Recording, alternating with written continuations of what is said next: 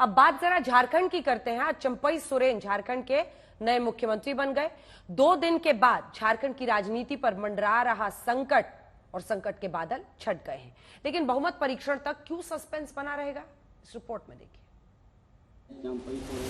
36 घंटे का high voltage drama इन तस्वीरों के साथ खत्म हो गया।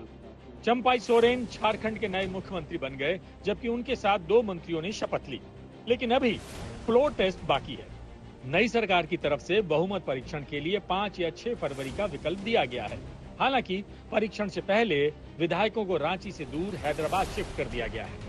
वहीं आज कोर्ट ने हेमंत सोरेन को 5 दिन की ईडी रिमांड पर भेज दिया।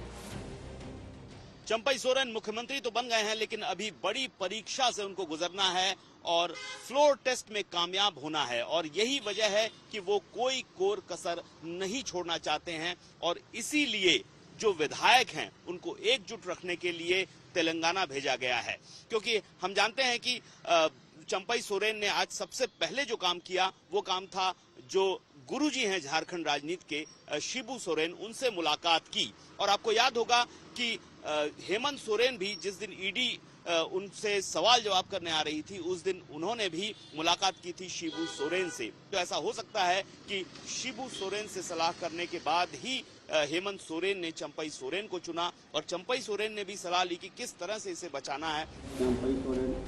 भले ही ये तस्वीर गठबंधन सरकार के लिए राहत लेकर आई, लेकिन हेमंत सोरेन को आज डबल झटका लगा। ना तो सुप्रीम कोर्ट से राहत मिली, ना ही ईडी रिमांड से बच सके। आज तक के कैमरा पे झारखंड का सियासी माहौल देख रहे हैं, लेकिन पहली बार आज तक के कैमरे पे आप वो जमीन देखने जा रहे हैं जिस जमीन ने हेमंत सोरेन की सियासी जमीन खींच ली।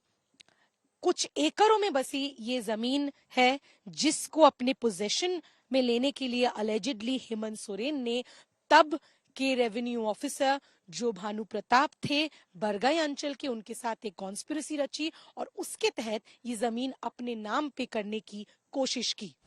जमीन इस टुकड़े ने हेमंत सोरेन के पैरों तले जमीन खींच ली। सुनियोजित ढंग से मुझे गिरफ्तार करने का उन लोगों ने फैसला सुनाया, और किस विषय पर? ऐसे विषय पर जो चीजें मुझसे जुड़ी ही नहीं है। मुझ पर 8.5 एकड़ जमीन का मालिक होने का इनका दावा है, और भूयारी जमीन किया, जो जमीन कभी बिकती ही नहीं, और कहीं सबूत नहीं मिला। दिल्ली में भी इन लोगों ने छापे मारकर हमारी जो छवि खराब करने की कोशिश की। 3 मामलों में अभी एक में इनकी पेशी हुई है, बाकी 2 में कई मामले हैं, तो एजेंसी वो बताएंगी।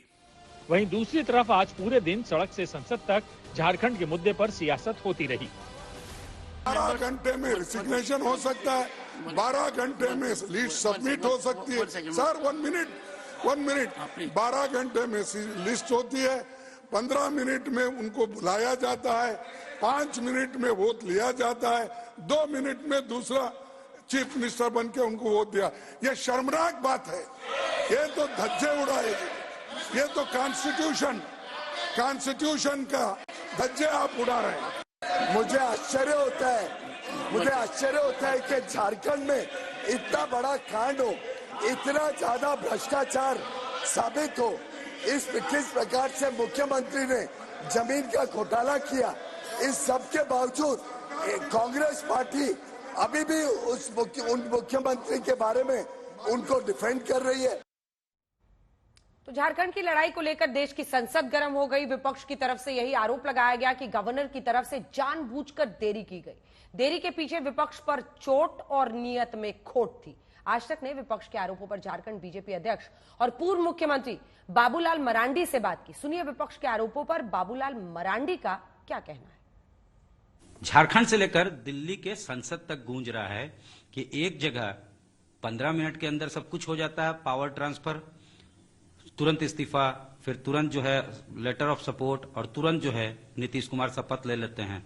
और वहीं उसी राज्य से कटकर जब झारखंड बनता है तो यहाँ 2 दिनों तक लेटर ऑफ सपोर्ट देने के बावजूद भी जो है डिले किया जाता है। और इसके पीछे कहा जाता है कि कहीं ना कहीं बिहाइंड द कर्टेन्स बीजेपी ही है। देखिए, सबसे पहले तो चंपाई सोरेन जी को हमारी ओर से बहुत बहुत बधाई मुख्यमंत्री बनने पर, और हम उम्मीद करते हैं कि वो अच्छे काम करें। जहां तक रहा कि बिहार और झारखंड से तुलना करना, तो बिल्कुल बेमानी होगी और कोई विलंब नहीं हुआ है, मैं ये कह सकता दावे के साथ। बिहार की जो राजनीति थी क्या थे, जदयू और भारतीय जनता पार्टी एक साथ चुनाव लड़े थे गठबंधन में और सरकार भी बनाए थे। कुछ वर्षों के बाद फिर नीतीश जी अलग हुए और फिर राष्ट्रीय जनता दल के साथ उन्होंने सरकार बनाई।